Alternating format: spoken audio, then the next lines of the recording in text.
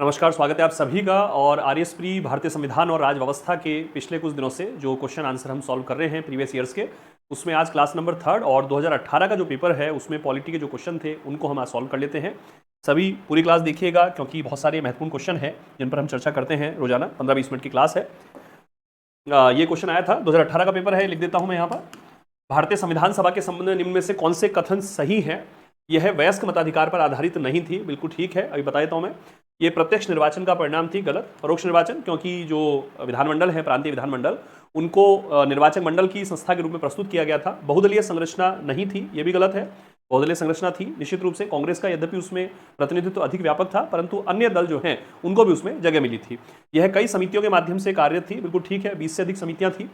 वयस्क मताधिकार पर आधारित नहीं थी क्योंकि उस समय पर जो सीमित मताधिकार की जो व्यवस्था चल रही थी, जिसके अंतर्गत शिक्षा और संपत्ति का जो रोल है या विभिन्न जो महत्वपूर्ण पद लोगों को प्राप्त होते थे, उसके आधार पर मताधिकार की व्यवस्था की जाती थी। और साथ ही ये माना गया था कि अगर वयस्क मताधिकार जो सार्वभौमिक आधार पर होगा, अगर वो बनाने का प्रयास किया जाएगा तो उसके लिए जो मतदाता सूची इत्यादि के निर्माण पर कम से कम 2 वर्ष का समय और लगता। और कैबिनेट मिशन जिस समय आया था और अपनी रिकमेंडेशन दे रहा था, उस समय देश में जिस प्रकार का राजनीतिक वातावरण था, ऐसे में 2 वर्ष का जो विलंब होता वो देश के राजनीतिक जो परिदृश्य था उसके लिए बहुत ज्यादा सही नहीं होता। इस वजह से वयस्क मताधिकार का जो विकल्प है वो यहां पर स्किप रखा गया। तो इसमें फर्स्ट नंबर जो है और फोर्थ नंबर जो है वो बिल्कुल सही है। तो 1 ऑप्शन जो है इसमें ए और डी ये राइट आंसर है ना, ध्यान रखिएगा। प्रत्यक्ष निर्वाचन नहीं है, परोक्ष निर्वाचन था और बहुदलीय संरचना इसमें थी। फिर नेक्स्ट क्वेश्चन में हम लोग आते हैं। भारत के उच्चतम न्यायालय के न्यायाधीश की आयु ऐसे प्राधिकारी द्वारा और ऐसी रीति से आधारित की जाएगी जिसका संसद विधि द्वारा उपबंध करे, यह अंतः स्थापित किया गया। यह आर्टिकल 124 के अंतर्गत है, जो कि सर्वोच्च न्यायालय के संगठन की बात करता है, जिसके अंतर्गत सर्वोच्च न्यायालय न्यायाधीशों की संख्या, उनकी योग्यता का प्रावधान, उनकी नियुक्ति से संबंधित व्यवस्था, उनका कार्यकाल और उनको पद से हटाने जैसे जो महत्वपूर्ण प्रावधान है वो इसके अंतर्गत दिए गए हैं। तो वहां 15वें संविधान संशोधन 1963 के द्वारा यह व्यवस्था की गई है। एक चीज हमें और ध्यान रखनी प्यारे विद्यार्थियों की, 15 जो कॉन्स्टिट्यूशनल अमेंडमेंट है ये हाईकोर्ट के संदर्भ में महत्वपूर्ण रूप से लागू होता है। सुप्रीम कोर्ट का तो यह संदर्भ आया ही है। हाईकोर्ट के संदर्भ में आर्टिकल 217 जो उच्च न्यायालय के न्यायाधीशों की जो नियुक्ति है, उनका जो कार्यकाल इत्यादि है उसके संबंध में, और 15वें संविधान संशोधन के माध्यम से ही उच्च न्यायालय के न्यायाधीशों की जो सेवानिवृत्ति आयु है वो 60 वर्ष से बढ़ाकर 62 वर्ष की गई थी। ठीक है, तो 2 जगह संविधान संशोधन को आप लोग याद रखिएगा। तो इसमें जो फर्स्ट नंबर है वो राइट आंसर हो जाएगा।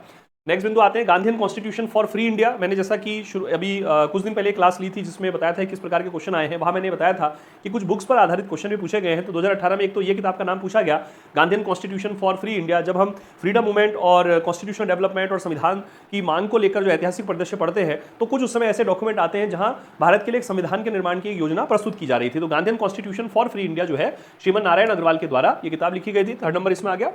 नेक्स्ट क्वेश्चन आता है मूल अधिकारों से संबंधित निम्नांकित निर्णय। जो केसेस हैं ये महत्वपूर्ण रूप से आ रहे हैं, वाद जो है इनको याद रखना है हमें। गोलकनाथ बनाम पंजाब राज्य फंडामेंटल राइट से रिलेटेड था, 1967 का केस है, कालक्रम चिन्ह है इनका। केशवानंद भारती बनाम जो केरल राज्य केस है 1973 का केस है। मिनर्वा मिल्स बनाम भारत संघ जो है 1980 का केस है। और ए.के. गोपालन बनाम मद्रास राज्य शुरुआती केसेस में है, 1950 में ही ये आ गया था। और अनुच्छेद 21 का जो संदर्भ है और निवारक निरोध की जो विधियां हैं अनुच्छेद 22 में, ये सारे जो है प्रोविजन यहाँ लागू हो रहे थे। ये जो केस हैं ये राइट टू प्रॉपर्टी के संदर्भ में प्रस्तुत हो रहे थे। केशवानंद भारती बनाम केरल राज्य में तो संविधान के आधारभूत ढांचे की संकल्पना प्रस्तुत हुई है। तो हम देख लेते हैं यहाँ पर डी जो है वो सबसे पहले आ जाएगा, फर्स्ट नंबर। फिर गोलकनाथ सेकंड नंबर पे आ जाएगा, ये 3rd नंबर है, ये 4th नंबर है। तो डी, ए, बी और सी, डी, ए, बी और सी, तो 3rd नंबर जो है ये राइट आंसर हो जाएगा। नेक्स्ट क्वेश्चन आया स्वर्ण सिंह समिति के सदस्य जो हैं वो निम्न में से कौन रहे हैं। तो स्वर्ण सिंह समिति को लेकर एक दिन अलग से जो एक बिल्कुल 2-4 मिनट की ही क्लास रखेंगे कि स्वर्ण सिंह समिति का संदर्भ और उसके द्वारा जो 8 मूल कर्तव्यों की संस्तुति की गई थी और कुछ अन्य सिफारिशें की गई थी। फिर 42वां संविधान संशोधन किया गया, 10 मूल कर्तव्य शामिल किए गए। तो वो कुछ कहानियां हैं, उस पर हम कई बात करेंगे। आजकल इस क्वेश्चन का संदर्भ रखें तो केवल हरदेव जोशी जो है इसके सदस्य नहीं थे। तो ए, बी और डी जो है ये इसमें हमें ध्यान रखना है, 3rd नंबर का जो ऑप्शन है ए, बी और डी। फिर नेक्स्ट क्वेश्चन आता है भारत के संविधान के अनुच्छेद, अत्यधिक महत्वपूर्ण क्वेश्चन है ये। अनुच्छेद 240 के अंतर्गत कुछ संघ राज्य क्षेत्रों के लिए विनियमन यानी कि रेगुलेशन बनाने की जो राष्ट्रपति की शक्ति है, ये अत्यधिक महत्वपूर्ण राष्ट्रपति की जो शक्तियां हैं, विधायी शक्ति हम जिनको बोलते हैं राष्ट्रपति की, उनके संदर्भ में भी ये काम आ जाता है। उसके संदर्भ में कौन सा युग्म सही सुमेलित नहीं है? तो आर्टिकल 240 सेक्शन 1 या clause 1 sub clause A Andaman Nicobar द्वीप, ये बिल्कुल ठीक है। 240 एक ख या बी लक्षद्वीप, ये बिल्कुल ठीक है। 240 एक डी ये दमन और दीव बिल्कुल सही है। ये जो पुडुचेरी है यहाँ पर, ये इसमें गलत था। यहाँ जो है पहले दादर नगर हवेली था, अब क्या है कि 240 एक जो डी है वो ओमिटेड हो गया है, ओमिटेड होता है यानी कि वहां से समापन हो गया, और 240 वन जो सी है उसके अंतर्गत दादर नगर हवेली और दमन दीव अब आ गए हैं। तो अब जो वर्तमान में अगर हम बात करें, क्योंकि दोनों जो संघराज्य क्षेत्र हैं उनको अब जो है एक साथ जोड़ दिया गया है, दमन दीव दादर नगर हवेली, तो 240 एक और जो सी है उसका नाम इस प्रकार से हो गया है दादर नगर हवेली और दमन दीव। ठीक है, पुडुचेरी वाला जो संदर्भ है वो 240 वन और सब क्लॉज जो है वो ई के अंतर्गत आ जाता है। ठीक है, तो ये जो है थर्ड ऑप्शन जो है इसमें ये यहाँ राइट आंसर है, जो कि सही सुमेलित नहीं दिया हुआ था। ठीक है, पहले यहाँ दादर नगर हवेली थे, ऐसा मैंने बताया, केवल दमन दीव जो है डी में था, अब दमन दीव जो है यहाँ चला गया, तो 240 वन सी में दादर नगर हवेली और दमन दीव का जो ऑप्शन है वो यहाँ पर आ गया है। नेक्स्ट है, निम्नांक में कौन सी तारीख को भारत के राष्ट्रपति ने अपनी शक्तियों का प्रयोग करते हुए उद्घोषणा द्वारा घोषणा की कि गंभीर आपात विद्यमान है जिसके कारण आंतरिक अशांति से भारत की सुरक्षा गंभीर खतरा है। आर्टिकल 352 जिसमें मूल रूप से लिखा हुआ था युद्ध, भारी आक्रमण या आंतरिक अशांति की स्थिति में राष्ट्रपति को आपात की जो उद्घोषणा है वो करने की शक्ति प्राप्त है। और उस इंदिरा गांधी का जो कार्यकाल था उस दौर में इंदिरा गांधी बनाम राजनारायण का जो वाद था, उस वाद में जो न्यायालय के निर्णय हैं उन निर्णय से उत्पन्न जो परिस्थितियां थी, जन आंदोलन जो नागरिक समाज का था, जयप्रकाश नारायण के नेतृत्व में समग्र क्रांति चल रही थी, बहुत व्यापक प्रकार का जो माहौल था, उस पृष्ठभूमि में जो है आंतरिक अशांति का आधार लेते हुए और ये एक आपातकाल की उस समय घोषणा की गई थी। और 25 जून 1975 है, अभी हाल ही में 2024 में भारत सरकार के द्वारा एक गजट नोटिफिकेशन जारी करके और 25 जून 1975 जो आपातकाल था और आपातकाल के दौरान लगभग जो 2 साल का समय था उसमें संवैधानिक प्रावधानों को काफी अधिक नुकसान पहुंचा था, तो उसको ध्यान रखते हुए एक जो है भावी पीढ़ियां ताकि ध्यान रखें उस चीज को, तो भारत सरकार ने गजट नोटिफिकेशन के माध्यम से संविधान हत्या दिवस के रूप में एक महत्वपूर्ण डे वहां पर घोषित किया है। उस पर एक छोटा सा शॉर्ट वीडियो जो है वो मैंने बना रखा है, वो हमारे जो चैनल है पॉलिटी जोन उस पर आप देखिएगा। ठीक है, तो 25 जून 1975 है, ये क्वेश्चन क्या है पूछे जा सकते हैं। फिर भारतीय संविधान के अनुच्छेद 87 के अंतर्गत भारत का राष्ट्रपति अभिभाषण देता है। आर्टिकल 86 है राष्ट्रपति का अभिभाषण और आर्टिकल 87 है विशेष अभिभाषण। 87 वो विशेष अभिभाषण है प्यारे विद्यार्थियों, जो लोकसभा के जनरल इलेक्शन जो है जब होते हैं, तो जनरल इलेक्शन के बाद जो पहला सत्र होता है वहां और जो पहला अधिवेशन होता है और उसके पश्चात जो प्रत्येक वर्ष का जो पहला अधिवेशन है उस समय यह विशेष अभिभाषण की व्यवस्था है आर्टिकल 87 के अंतर्गत। और उसमें जो शब्द दिया गया वो दिया है both house of parliament assembled together. Joint sitting और असेंबल्ड टुगेदर का संदर्भ यह है कि यह केवल व्यवस्था इसके लिए की गई है, इस प्रयोजन के लिए, जहां राष्ट्रपति अभिभाषण देते हैं, सरकार की नीतियों, कार्यक्रमों, योजनाओं का एक ब्यौरा प्रस्तुत किया जाता है। राष्ट्रपति का अभिभाषण सरकार के जो मंत्री उनके द्वारा तैयार किया जाता है, उसमें फिर विपक्ष के द्वारा बहुत सारे प्रश्न किए जाते हैं और फिर प्रधानमंत्री की तरफ से सरकार जो धन्यवाद प्रस्ताव रखती है तो प्रधानमंत्री दोनों सदनों में चर्चाओं का उत्तर देते हैं। तो डी ऑप्शन जो है हमें ध्यान रखना है। देखिए, पेपर जो बनाने वाले हैं वो बड़े ही इंटेलिजेंट हैं और उन्होंने जो कॉन्स्टिट्यूशन की एग्जैक्ट लैंग्वेज, उस लैंग्वेज को ध्यान में रखते हुए ये क्वेश्चन दिया। तो एक साथ संवेद संसद के दोनों सदन एक साथ बुलाए गए, दोनों सदन संवेद करने एक साथ बुलाए गए हैं। दोनों सदनों की संयुक्त बैठक का जो संदर्भ हम जानते हैं आर्टिकल 108 के अंतर्गत, वो साधारण विधायी जो विषय है उस पर विवाद की स्थिति में दोनों सदनों में बुलाया जाता है। ठीक है, तो ये फोर्थ ऑप्शन जो है ये यहां पर राइट आंसर हो जाएगा। नेक्स्ट क्वेश्चन पढ़ते हैं हम लोग। लोकसभा के प्रक्रिया और कार्य संचालन नियम के अंतर्गत नियम 377 में लोकसभा के सदस्यों द्वारा एक दिन में अधिकतम कितने मामले उठाए जा सकते हैं?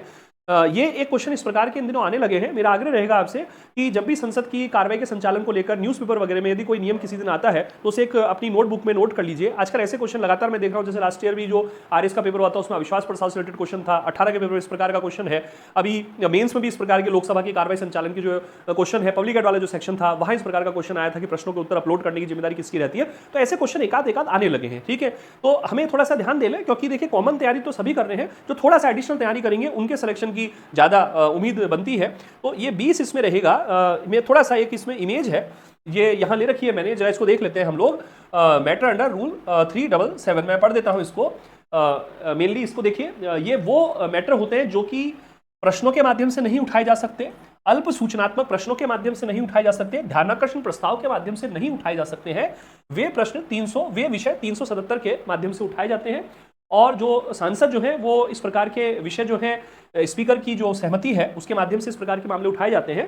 और वर्तमान में 20 जो सांसद हैं वो प्रत्येक दिन में 377 के अंतर्गत इस प्रकार के मामले उठा सकते हैं। ठीक है, ये ध्यान रखिए। और एक जो सदस्य है वो एक सप्ताह में केवल एक मामले को ही 377 में उठा सकते हैं, है ना, ये थोड़ा सा हमें ध्यान रख लेना होगा। तो 20 MP इसमें आ जाएगा। जैसे इसमें दिया गया हाल के वर्षों में नए स्कूल्स हैं, रेलवे लाइंस वगैरह हैं, इस प्रकार के मामले जो है इनमें उठाए गए हैं। ये एक बड़ा अच्छा पेज मुझे मिला और कुछ एक अच्छी वेबसाइट से। तो ये लोकसभा की कार्रवाई जो चलती है, क्वेश्चन आवर है 11 से 12 तक, फिर 12 बजे जो है पेपर स्टेबल होते हैं, जो बिल इंट्रोड्यूस वगैरह होते हैं, और 12 से 1 में 0 आवर है, 377 जो है 12 से 1 के मध्य ये प्रश्न उठाए जाते हैं, जो विशेष मामले हैं वो इसमें 12 से 1 के मध्य है ना, ये उठाए जाते हैं। फिर लंच हो जाता है 1 से 2 तक, फिर 2 से जो 6 तक का समय है, तो ये देखिए आप इसमें विधायी जो कार्य वो चलता है, एक जो शॉर्ट ड्यूरेशन जो डिस्कशन है वो इसमें होते हैं, और इसके अलावा जो प्राइवेट मेंबर के बिल हैं जिसके लिए जो है शुक्रवार का दिन और अंतिम जो 2.5 घंटे होते हैं जिसके रिजर्व रखे जाते हैं, ऐसे विभिन्न प्रकार के कार्य जो हैं वो इस अवधि में होते हैं। ठीक है, तो हमको थोड़ा देख लेना होगा। तो ये जो आंसर है इसका second number option right answer हो जाएगा। फिर आगे बढ़ते हैं हम लोग, और कौन सी भारतीय संसद की वित्तीय समितियां हैं? 3 वित्तीय समितियां हैं, प्राक्कलन, लोक लेखा और लोक उपक्रम या सार्वजनिक उपक्रम संबंधी समिति। संसद की 2 प्रकार की समितियां, स्थायी और तदर्थ। स्थायी समितियां जो प्रत्येक वर्ष गठित होती है, तदर्थ समितियां जो अवसर विशेष या कार्य विशेष के लिए गठित होती है। ठीक है, जैसे ज्वाइंट पार्लियामेंट्री कमेटी जेपीसी होती है, प्रवर समिति होती है, वो तदर्थ समितियां होती है। स्थायी समितियों, विभागीय समितियां, वित्तीय समितियां, जांच समितियां, अन्वेषण समिति, सदन के दैनिक कार्यों संबंधी समितियां। तो ये 3 वित्तीय समितियां ए, बी और सी। ठीक है, तो हमें ध्यान रखना है, थर्ड नंबर इसमें राइट आंसर हो जाएगा। ठीक है, आइए, भारत के नियंत्रक महालेखा परीक्षक को उसके पद से हटाने की प्रक्रिया निम्न में से किसके समान है? यह अनुच्छेद 148 का विषय है। अनुच्छेद 148 से अनुच्छेद 151 तक भारत का नियंत्रक महालेखा परीक्षक CAG, controller auditor general of India के बारे में विवेचन दिया गया है। तो अनुच्छेद 148 में प्रावधान है, और वहां लिखा गया है कि उच्चतम न्यायालय के न्यायाधीश को पद से हटाने की जो प्रक्रिया है वही उसमें आधार और प्रक्रिया, तो साबित कदाचार या असमर्था, और वो जो प्रक्रिया अनुच्छेद 124 का सहारा लेकर जो संसदीय प्रक्रिया बनाई गई है वही यहाँ नियंत्रक महालेखा परीक्षक के संदर्भ में काम आती है। ठीक है, तो थर्ड नंबर इसमें राइट आंसर हो जाएगा। फिर केंद्रीय सतर्कता आयोग की स्थापना किसकी अनुशंसा पर की गई थी? तो संथानम समिति की अनुशंसा पर की गई थी। ये बड़ा महत्वपूर्ण प्रश्न माना जाता है केंद्रीय सतर्कता आयोग से रिलेटेड, और यहाँ ये मैंने लिया है एक पेज कि भ्रष्टाचार निवारण को लेकर 1962 में समिति को नियुक्त किया गया था, और फिर 1964 में इसने अपनी रिपोर्ट प्रस्तुत की है। तो के संथानम समिति जो है वो अत्यधिक इसमें महत्वपूर्ण है, आंसर है इसका। फिर जनहित याचिका की अवधारणा की शुरुआत, जनहित याचिका जो कि न्यायिक सक्रियता को शुरू करती है, PIL भी इसको बोलते हैं, और न्यायिक सक्रियता का ये आधार बनता है। इसकी शुरुआत जो है, क्योंकि विधि की सम्यक प्रक्रिया या विधि की जो उचित प्रक्रिया है वो इसका बेसिक आधार है, और अमेरिकी संविधान जो है वो विधि की उस सम्यक प्रक्रिया के मूलभूत नियमों को काफी अधिक महत्व देता रहा है, और भारत में भी अनुच्छेद 21 के अंतर्गत उसे महत्व मिला है। तो ये न्यायिक सक्रियता या PIL की जो शुरुआत है वो अमेरिका से हुई, 1960 के दशक के वर्षों में शुरुआत हो गई थी। फिर भारत में भी 1970 के दशक के आखिरी वर्षों में, और खासकर आपातकाल के बाद के वर्षों में 1976 से 1978 तक 79 तक इसका डेवलपमेंट जो है भारत में शुरू हुआ, और न्यायमूर्ति PN भगवती और न्यायमूर्ति VR कृष्णा अय्यर साहब के संदर्भ में ये जनहित याचिका का भारत में विशेष रूप से नाम लिया जाता है। फिर निम्न से कौन सी शब्दावली RTI एक्ट जो 2005 है उसकी उद्देशिका में? देखिए RTI से रिलेटेड अच्छे क्वेश्चन आ रहे हैं, लास्ट ईयर भी क्वेश्चन था RTI से रिलेटेड, उसका एक आर्टिकल पूछ लिया गया था। तो मैं आगामी समय में जो क्लासेस वगैरह भी आपकी लूंगा, एप्लीकेशन पे भी ले रखी क्लासेस, तो थोड़ा सा RTI एक्ट को भी हम अच्छे से देख लें। ठीक है, तो ये देखिए इसमें ऑप्शन है, यहाँ इन्होंने दिया है पारदर्शिता, प्रकटन, संसूचित नागरिकता और लोकतांत्रिक आदर्श की प्रभुता। ये मैंने RTI एक्ट का ये संदर्भ लिया है, ये पारदर्शिता हो गई इसकी। ठीक है, और सूचना की पारदर्शिता और सूचना का प्रकटन, ये मैं अंडरलाइन कर दे रहा हूं यहां पर। ठीक है, और लोकतांत्रिक आदर्श की जो है प्रभुता है, और संसूचित नागरिकता, इन्फॉर्म्ड सिटीजनरी। तो ये हम देख लेते हैं यहां पर। ये देखिए इसकी प्रस्तावना दी गई है, प्रत्येक लोक प्राधिकारी के कार्यकाल में पारदर्शिता उत्तरदायित्व के संवर्धन के लिए, और लोक प्राधिकारियों के नियंत्रणाधीन सूचना तक पहुंच सुनिश्चित करने के लिए, और सूचना के अधिकार की व्यवहारिक शासन पद्धति स्थापित करना। फिर यहाँ दिया है लोकतंत्र, शिक्षित नागरिक इत्यादि, और ये लोकतांत्रिक प्रभुता बनाए रखने के लिए ये इस प्रकार की चीजें यहाँ पर दी गई हैं। ठीक है, तो इन्फॉर्म्ड सिटीजनरी, तो ये A, B, C और D चारों ऑप्शन जो है इसमें राइट आंसर हो जाएंगे। इन्फॉर्म्ड सिटीजनरी का जो संदर्भ है, एक्चुअली इंग्लिश में थोड़ा सा यहाँ से आ जाएगा, संसूचित नागरिकता का जो संदर्भ है। ठीक है, तो ये थोड़ा सा मेरा आग्रह है कि RTI का जो एक्ट है उसको एक बार देख लें। हाल फिलहाल के वर्षों में क्वेश्चन पूछ रहे हैं, 18 में पूछा गया, और 21 या 23 में फिर इसमें से एक्ट में से जो है प्रोविजन पूछा गया था। ठीक है, नेक्स्ट क्वेश्चन हम लोग आ जाते हैं। ये एक किताबों की सूची दे रखी है बड़ी महत्वपूर्ण, ग्रैनविल ऑस्टिन की किताब इसमें पूछी गई है, working a democratic constitution. Granville Austin साहब की ये किताब तो Indian constitution corner stone of a nation है, एक ये बड़ी महत्वपूर्ण किताब है ग्रैनविल ऑस्टिन साहब की, working a democratic constitution, history of the Indian experience. ठीक है, तो B जो है इसमें 4 आ जाएगा। अतुल कोहली साहब की किताब है the success of India's democracy, है ना, A में 2 आ जाएगा। और एलन ग्लेडहिल साहब की किताब है the republic of India, development of its laws and constitution, तो D जो है उसमें 3rd आ गया। और फिर जो है C जो है तो 4, 2, 3, तो ये 1 है ना। तो इस प्रकार से इसमें 2, 4, 1 और 3 है ना, तो 2, 4, 1 और 3, तो इसमें 3rd नंबर जो है राइट आंसर हो जाएगा। फिर भारत के संविधान के अनुच्छेद 368 सेक्शन 2 के प्रावधानों के अंतर्गत यदि कोई विधेयक भारत की संसद द्वारा पारित होने के बाद राजस्थान विधानसभा के पास संकल्प खिलाता है। आर्टिकल 368 में संशोधन की दो विधियां हैं। एक विधि वो जिसमें संसद के दोनों सदनों में कुल सदस्य संख्या का बहुमत और उपस्थित मतदान करने वाले सदस्यों के 2/3 बहुमत की बात। दूसरा वो जिसमें उपरोक्त बहुमत के साथ कम से कम आधे राज्यों के विधानमंडलों का अनुसमर्थन होता है। तो वहां उन्होंने क्या करा कि यहाँ पर्टिकुलर राजस्थान विधानसभा नाम दे दिया। आप ऐसे समझिए कि ये वो ऑप्शन है जिसमें कम से कम आधे राज्यों के विधानमंडलों के पास अनुसमर्थन मिल जाता है। तो विधानसभा क्या कर सकती है? संकल्प पारित कर सकती है, बिल्कुल ठीक है। उस संकल्प को अस्वीकार भी कर सकती है ना, ताकि दूसरी विधानसभा को फिर वो मूव ऑन कर दिया जाएगा। या ऐसे संकल्प में कोई संशोधन प्रस्तावित नहीं किया जा सकता, ठीक है। तो ये हमें ध्यान रखना है कि राज्यों की जो विधानसभाएं हैं वो अपनी तरफ से कोई भी संशोधन प्रस्तावित नहीं करती हैं, क्योंकि संशोधन के संदर्भ में महत्वपूर्ण शक्ति केवल संसद के पास है। लेकिन जो संकल्प पारित कर सकती है, संकल्प जो है वो अस्वीकार कर सकती है, ऐसे संकल्प में कोई संशोधन प्रस्तावित नहीं किया सकता। तो ए, बी और सी जो है इसमें राइट ऑप्शन है, ठीक है। आगे बढ़ते हैं। कौन सा अधिनियम जो है राजस्थान में ग्राम सभा की संयुक्त बैठकों का प्रावधान करता है? देखिए ये भी कुछ क्वेश्चन आने लगे हैं बड़े महत्वपूर्ण, और इसमें वैसे ऑप्शन जो 4 है राइट आंसर है। इसके लिए मैंने क्या किया कि एक ये सूचना निकाली है। तो देखिए मूल जो नियम था वो था राजस्थान पंचायती राज उपबंधों का अनुसूचित क्षेत्रों में उनके लागू होने के संबंध में उपांतरण अधिनियम 1999 है ना। देखिए मेरी बात समझने का प्रयास कीजिएगा, ये अधिनियम 1999 वाला तो ये है, ठीक है। फिर आगे उसमें क्या लिखा है कि इसमें जो है कुछ परिवर्तन किए गए और अब बना इन नियमों का नाम राजस्थान पंचायती राज उपबंधों का अनुसूचित क्षेत्रों में उनके लागू होने के संबंध में उपांतरण नियम 2011। और उसमें ये 10वें नंबर का जो क्लॉज है वहां टाइटल है ग्राम सभाओं की संयुक्त बैठकें, है ना। आप पढ़िएगा, आपके लिए मैं निकाला है कि ग्राम सभाओं की संयुक्त बैठकें किस उद्देश्य से होती है, अध्यक्षता उसकी सरपंच करते हैं, ठीक है। तो ये क्लॉज अपन ने ले लिया है, ध्यान रखिए। तो 2011 वाला जो ऑप्शन है वो इसमें राइट आंसर है, ठीक है। मूलतः ये अधिनियम बना और उसके बाद उसमें जो है ये परिवर्तित करते हुए 2011 में ये अधिनियम बनाया गया है।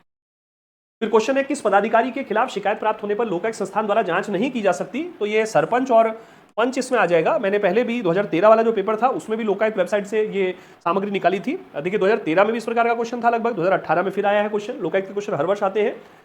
ये यहाँ पर 8वें नंबर का बिंदु देखिए, सरपंच पंच और विधायकों के विरुद्ध भी शिकायतें की जाती है, लेकिन उनके विरुद्ध प्रसंज्ञान नहीं लिया जा सकता है ना, क्योंकि वे अधिकार क्षेत्र में नहीं आते हैं। तो क्वेश्चन ये है कि शिकायत प्राप्त होने पर भी लोकायुक्त द्वारा इनमें से किसके विरुद्ध जांच नहीं की जा सकती? प्रधान, उप प्रधान, पंचायत समितियों की स्थायी समितियों के अध्यक्ष और जिला परिषद के उप प्रमुख। तो इनके विरुद्ध तो शिकायत ये देखिए, पंचायत समितियों के स्थायी समितियों के अध्यक्ष, जिला परिषदों के प्रमुख, उप प्रमुख और पंचायत समितियों के प्रधान व उप प्रधान, है ना। ये तो इसमें ऑप्शन मिल रहा है हमको, तो थर्ड इसमें राइट आंसर हो जाएगा। फिर उच्चतम न्यायालय के निम्न न्यायाधीशों में से कौन राजस्थान उच्च न्यायालय में न्यायाधीश नहीं रहे हैं? बिल्कुल एक शानदार फैक्चुअल प्रकार का क्वेश्चन है। राजस्थान वाला जो पार्ट है उसमें देखिए फैक्ट्स की काफी भरमार रहती है, जितना याद कर सके अच्छा रहेगा, रटना पड़ता है इसमें। तो यहाँ फोर्थ ऑप्शन जो है राइट ऑप्शन है, न्यायमूर्ति RC लाहौटी। मैंने एक पेज जो है राजस्थान हाईकोर्ट की वेबसाइट से मुझे प्राप्त हुआ है, ये पेज आप ध्यान रखिएगा। राजस्थान हाईकोर्ट के माननीय न्यायाधीश जो कि सर्वोच्च न्यायालय में भेजे गए, तो ये जो ऑप्शन वहां दिए थे उनका नाम पढ़ दे रहा हूं मैं। NM कासरीवाल साहब, AK माथुर साहब और BS चौहान साहब, ठीक है। तो ये वो न्यायाधीश हैं राजस्थान हाईकोर्ट के जो सर्वोच्च न्यायालय में न्यायाधीश के रूप में जो है जिनको पदोन्नति प्राप्त हुई। तो यहाँ न्यायमूर्ति RC लाहौटी साहब, और RC लाहौटी साहब जो है वो राजस्थान हाईकोर्ट में न्यायाधीश नहीं रहे, यद्यपि वो सुप्रीम कोर्ट में न्यायाधीश जरूर रहे। तो ये हमें फोर्थ ऑप्शन इसमें ध्यान रखना है। फिर राजस्थान विधानसभा के प्रोटेम अध्यक्ष और उपाध्यक्ष, प्रोटेम स्पीकर, स्पीकर और डिप्टी स्पीकर के पद पर, यह अत्यधिक महत्वपूर्ण क्वेश्चन है, कई बार विभिन्न एग्जाम में पूछा गया है। तो पूनम चंद बिश्नोई जो है वो इसमें राइट आंसर होंगे। राजस्थान पॉलिटी के जो मेरे ई नोट्स है उसमें ये मैंने दिया हुआ है विभिन्न विधानसभाओं का विश्लेषण करते हुए। 7वीं विधानसभा में पूनम चंद बिश्नोई विधानसभा के अध्यक्ष रहे। इससे पहले वे 4थी विधानसभा में पहले प्रोटेम स्पीकर रहे, उसके पश्चात उपाध्यक्ष रहे। इसके अलावा पूनम चंद बिश्नोई 9वीं और 10वीं विधानसभा में भी प्रोटेम स्पीकर रहे। तो 3 बार तो ये प्रोटेम स्पीकर रहे और एक बार जो है ये अध्यक्ष रहे, ठीक है, और एक बार ये उपाध्यक्ष रहे, है ना। तो पूनम चंद बिश्नोई अत्यधिक महत्वपूर्ण नाम है, इसमें हमें ध्यान रखना है। फिर राजस्थान विधानसभा में लोक महत्व के किसी विषय पर स्थगन प्रस्ताव, जो कामरोको प्रस्ताव है, उसकी प्रक्रिया नियम के संबंध में कौन सा कथन जो है सही है? तो इसमें जो है प्रस्ताव प्रस्तुत करने का अध्यक्ष की सहमति आवश्यक है, बिल्कुल। और प्रस्ताव हाल में घटित किसी विशिष्ट घटना तक सीमित रहेगा। एक ही बैठक में एक से अधिक प्रस्ताव प्रस्तुत नहीं होंगे। तो इसके लिए देखिए राजस्थान विधानसभा की वेबसाइट से ये अध्याय 9 और 50, 51, 52 नियम जो है ये हमने लिए हैं। तो ये जरा इसमें हम देखेंगे, देखिए कि अध्यक्ष की सहमति इसमें आवश्यक है, अविलंबनीय लोक महत्व के मामले हैं, ठीक है, और प्रस्ताव हाल में घटित जो है किसी विशिष्ट विषय तक होगा। और इसमें फिर जो है एक ही बैठक में एक से अधिक ऐसा प्रस्ताव नहीं रखा जाएगा, ठीक है। तो ये ऑप्शन इसमें दिए गए हैं। विशेषाधिकार का प्रश्न इसके द्वारा नहीं उठाया जाता है। तो A, C और D जो है वो इसमें राइट आंसर हो जाएंगे, ठीक है। एक बैठक में एक से अधिक प्रस्ताव प्रस्तुत नहीं होंगे, हाल ही में घटित किसी विशिष्ट घटना और अध्यक्ष की सहमति आवश्यक होगी। तो राजस्थान विधानसभा के वेबसाइट से प्रक्रिया नियम लिए गए, एक बार इनको देख लीजिएगा। फिर क्वेश्चन है, किसी विधेयक पर संवैधानिक प्रावधान के तहत राज्यपाल की सिफारिश जरूरी थी, लेकिन राज्यपाल की सिफारिश के बिना ही उसे विधानसभा में लाया गया, पुनः स्थापित किया गया और पारित करके राज्यपाल को भेज दिया गया। तो यह आर्टिकल 255 में आता है एक्चुअली ऐसी व्यवस्था कि ऐसे तमाम विधेयक जिनमें राज्यपाल या राष्ट्रपति की पूर्व सिफारिश अपेक्षित थी, बिना सिफारिश के संसद या राज्य विधानमंडल में प्रस्तुत कर दिया, बाद में पारित होने के बाद अनुमति दे दी, तो उन्हें इस आधार पर अवैध घोषित नहीं किया जाएगा, क्योंकि पूर्व सिफारिश केवल प्रक्रिया का विषय होता है ना। तो प्रक्रिया वाले जो विषय उसके आधार पर विधेयक को अवैध घोषित नहीं किया जाएगा। तो यहां राज्यपाल अनुमति देता है तो अधिनियम अविधिमान्य नहीं होगा। तो 1 number is the right answer. ठीक है, तो इस प्रकार से आज का जो पेपर सॉल्यूशन है ये भी हमने करा। और ये जो कोर्स है, आप लोग इस कोर्स में लगातार जुड़ रहे हैं, आप सभी का आभार है। यूट्यूब पे लगातार जुड़ रहे हैं। इस कोर्स के बारे में और भी जानकारी देने के लिए एक अलग से वीडियो मैंने वैसे बहुत पहले बनाया था, लेकिन एक बार फिर से इस वीडियो को मैं नए सिरे से और बनाकर जो है उसमें कि क्या क्या इसमें कोर्सेज दिए हुए हैं, क्या क्या टॉपिक्स हमने किस प्रकार से कवर किए हैं, कैसा किस तरह से हमने इसमें बातें की हैं, ये सारी जानकारी मैं एक दिन एक 5-10 मिनट का 15 मिनट का वीडियो बना के बहुत जल्दी इसके बारे में आपसे शेयर करूंगा जानकारी यूट्यूब पर। ठीक है, तो स्वास्थ्य का ध्यान रखिएगा, लगातार जुड़े रहिए, लगातार देखिए आरएस को रिगार्डिंग रखते हुए भारतीय संविधान राज्य व्यवस्था की जो पार्ट है उन पर मैं बात कर रहा हूं। और अदर जो एग्जामिनेशन की भी आप तैयारी कर रहे हैं, first grade school lecturer, assistant professor, UGC net के एग्जामिनेशन, वो भी इन क्लासेस को जरूर देखिए, क्योंकि ये सारे जो क्वेश्चन है पॉलिटी के क्वेश्चन है, रिपीट होते हैं, विभिन्न प्रकार की व्याख्याएं हमको मिल जाती हैं, तो निश्चित रूप से इसे लाभ होगा। तो मैं मिलता हूं आप सभी से नेक्स्ट क्लास, जो क्लास नंबर 4 होगी, जिसमें 2021 का जो पेपर सॉल्यूशन है वो हम लोग पॉलिटी वाले सेक्शन हम लोग करेंगे। नमस्कार, धन्यवाद।